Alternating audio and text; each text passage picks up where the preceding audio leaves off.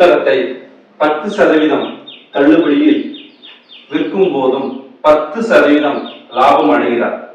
அப்புத்தகத்தின் குறித்த விலை ரூபாய் 330 எனில் அதன் அடக்க விலை என்ன?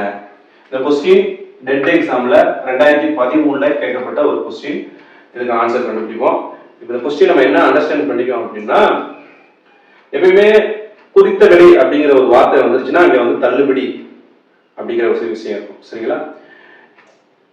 இப்போ எப்பயுமே ஒருத்தர் வந்து ஒரு பொருளை வாங்குறாரு, அதான் அடக்க விலை. சரிங்களா? அதுக்கப்புறம் என்ன பண்ணுவாரு, ஒரு குறிப்பிட்ட பர்சன்டேஜ் நமக்கு லாபம் வேணும் அப்படின்னு சொல்லிட்டு அதுல ஒரு லாப பர்சன்டேஜ் அமௌண்ட்டை கண்டுபிடிச்சு அதை கூட்டிடுவார். அதுதான் விற்பனை விலை. சரிங்களா?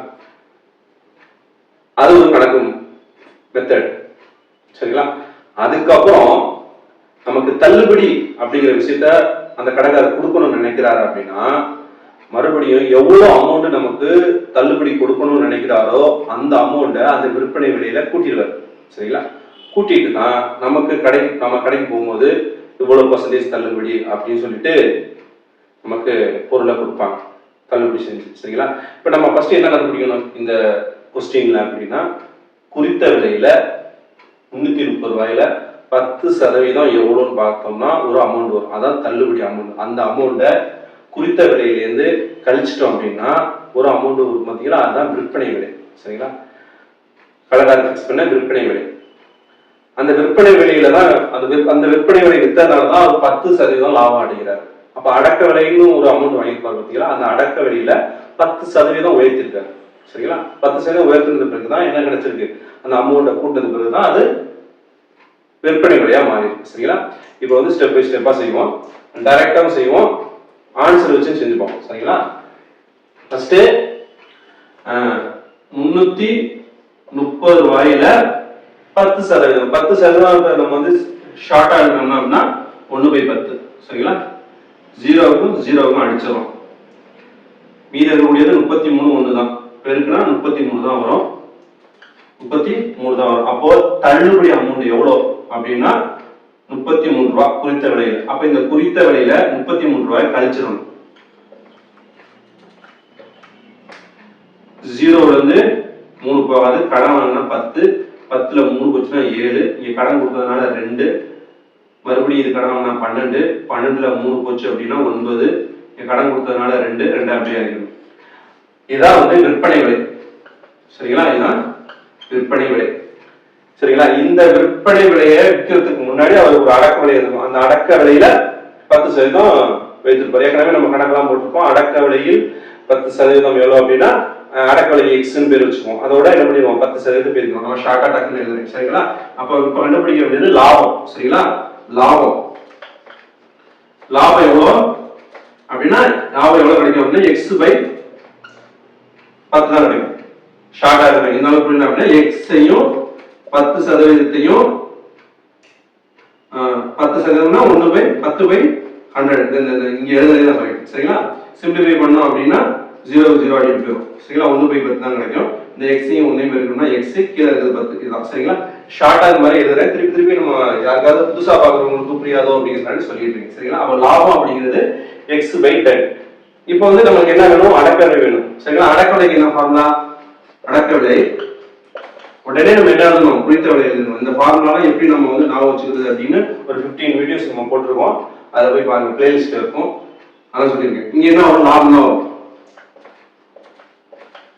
சரிங்களா? இந்த இடத்துல மைனஸா பிளஸ்ஸா, இங்க அடக்க விலை இருந்தால் நமக்கு என்ன வேணும், லாபம் வேண்டாம். ஏன்னா அடக்க விலை அப்படிங்கிறது ஒரிஜினல் ஃபர்ஸ்ட் நம்ம வாங்கினது. அதுல வந்து லாபம் அப்படின்னு சேரக்கூடாது. லாபம் சேர்ந்துச்சுன்னா அது வந்து விற்பனை விலையா மாறிடும். சரிங்களா? நமக்கு அடக்க விலை வேணும். அப்ப லாபம் வேண்டாம், மைனஸ். சரிங்களா? அடக்க விலைக்கு என்ன பேர் கொடுத்துருக்கோம், எக்ஸ். குறித்த இதெல்லாம் விற்பனை விலை வேணும். சரிங்களா? குறித்த விலைக்கு வார்த்தையா இருக்கணும். ரைட், ஓகே, மாத்தீங்க. விற்பனை விலை, விற்பனை விலை வந்து 297 ரூபாய் மைனஸ். சரிங்களா? கணக்கில் குறித்த விலை தான் அதை நமக்கு இருந்துச்சு. ஏன்னா நம்ம அடக்க விலை அப்படிங்கிற ஃபார்முலாவுக்கு போயிட்டோம் அப்படின்னா இங்க வந்து விற்பனை விலை தான் இருக்கும். இதே வந்து அடக்க விலை வந்து குறித்த விலை வரும், அது தள்ளுபடி அப்படிங்கிற ஃபார்முலா, அதை தான் வச்சு நம்ம எழுதிட்டோம். சரிங்களா? அப்ப இங்க வந்து விற்பனை விலை. சரிங்களா? அப்ப எழுதிட்டோம். விற்பனை வந்து 297 ரூபாய். லாபம் எவ்வளோ, x/10. சரிங்களா? இப்ப நான் என்ன பண்ண போறேன் அப்படின்னா இந்த -x/10 இந்த சைடு கொண்டு வரேன். x மைனஸ் எக்ஸ் பை 10 அப்படிங்கிறது சைடு தான் plus X by 10 equal to 297 ரூபா. சரியா? இந்த இடத்துல அந்த சைடு போடுவோம். சரிங்களா? என்ன பண்ண போறோம், இதை கூட்டி குறுக்கு பெருக்கல் பண்ணி அதை போட போறேன். சரிங்களா? எக்ஸையும் 10ஐயும் பெருக்கணும்னா 10x பிளஸ் 1ஐயும் எக்ஸையும் பெருக்கணும் அப்படின்னா எக்ஸ், 1ஐயும் 10ஐயும் பெருக்கணும் அப்படின்னா 10 ஈக்குவல் 297. சரிங்களா? 10xையும் எக்ஸையும் பெருக்கணும்னா 11x கீழே 10 297. சரிங்களா? இந்த 11 297 அடிக்கும். சரிங்களா? ஈக்குவலுக்கு இந்த சைடு ஒரு நம்பரும் இந்த சைடு ஒரு நம்பரும் இருக்கும்போது அது தொகுதியில் உள்ள நம்பர் தொகுதியால அடிக்கலாம். சரிங்களா? இந்த 11 தொகுதியில் உள்ள 11 இந்த சைடு தொகுதியில் உள்ள 297 டிவைட் பண்ண போகுது. சரிங்களா? அப்ப 297 11. சரிங்களா? 29 எடுத்துக்கோம். 29ல வந்து எத்தனை 11 இருக்கு? 2 11 இருக்கு. 2 11 22. 9ல 2 பூஜ்ஜியம் 7, 2 2 பூஜ்ஜியம் 0. மறுபடியும் 7 இறக்கிறோம். 7 11 77 0. அப்ப 27. சரிங்களா? அதாவது இந்த 11 297 டிவைட் பண்ணா நமக்கு என்ன கிடைக்குது? 27 கிடைக்குது. அதாவது 297ல 27 11 இருக்கு. ஒரு 11 11 27 11 அப்படிங்கிறது 297. சரிங்களா?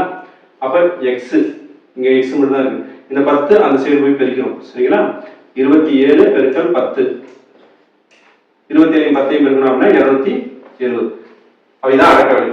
சரிங்களா? ஆன்சர் எங்க இருக்கு? சி. சரிங்களா? சி தான் ஆன்சர். இப்போ நம்ம வந்து ஆன்சர் வச்சு ட்ரை பண்ணுவோம். சரிங்களா? இப்போ ஆன்சர் வச்சு நம்ம ட்ரை பண்றதுக்கு இதுவரையும் நம்ம செஞ்சிருக்கோம். சரிங்களா? இதெல்லாம் தேவையில்லை, இதெல்லாம் அடிச்சிருக்கோம். சரிங்களா? இதெல்லாம் தேவையில்லை, ஆனா இதுவரையும் போடணும் கண்டிப்பா. குறித்த விலையில 10% எவ்வளவு கண்டுபிடிச்சோம் அப்படின்னா 33 ரூபா. குறித்த விலை 33 ரூபா வச்சுட்டோம்னா 203 ரூபா விற்பனை விலை. இதுவரையும் வச்சுக்கோங்க. சரிங்களா? அடுத்து இதெல்லாம் அடக்க விலை. அடக்க விலையில ஒரு 10% கண்டுபிடிச்சு அதை சேர்த்து வித்ததுக்கு பிறகுதானே விற்பனை விலை 297 மாறுது. அப்ப இங்க இருக்கக்கூடிய அடக்க விலையில ஒவ்வொன்றையும் 10% கண்டுபிடிச்சு அந்த அமௌண்டோட கூட்டணும் அப்படின்னா விற்பனை விலை வந்து எந்த விற்பனை விலை 270 அதான் ஆன்சர். ஃபர்ஸ்ட் 140 நம்ம ட்ரை பண்ணுவோம். சரிங்களா? 140ல 10% எவ்வளவுங்கிறது? 1/10 0 0 அடி போச்சு. அப்போ 140ல 10% அப்படிங்கிறது 14 ரூபா. இந்த 14 ரூபாய் என்ன பண்ணணும்? இந்த அடக்க விலை 140 கூட்டணும். சரிங்களா? இந்த அடிச்சதை அப்படியே வச்சு கூட்டுறேன். சரிங்களா?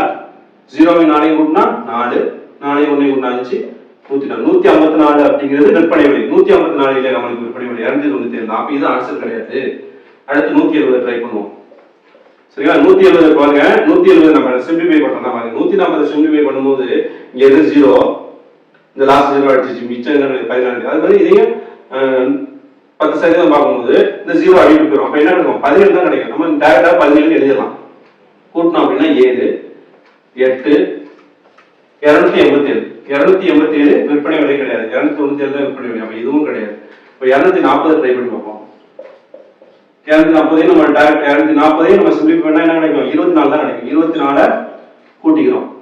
4 6 2 264 ரூபாய் விற்பனை விலை. இந்த அடக்கொலை எடுத்துட்டோமா? அப்ப இதுவும் கிடையாது. லாஸ்டா 270 நம்ம ட்ரை பண்ணி பார்ப்போம். 270ல அதை சிம்பிளிஃபை பண்ணா நமக்கு என்ன கிடைக்கும்? 27 தான் கிடைக்கும். 7 9 2 அப்ப 297. இந்த அடக்க விலையை எடுத்துக்கிட்டு நம்ம 10% லாபம் 10 கூட்டினாதான் விற்பனை விலை 297 வருது. அப்ப இதுதான் ஆன்சர். சரிங்களா? இப்போ 2 மெத்தட்லயும் போட்டுருக்கோம். எந்த மெத்தட் உங்களுக்கு வந்து ஈஸியாகவும் அது பாத்துங்க. இந்த மாதிரி கணக்கு கொடுத்தா இது கொஞ்சம் நம்மளுக்கு டைரக்டா டக்குன்னு கண்டுபிடிக்கிறது ஈஸியா இருக்கும்.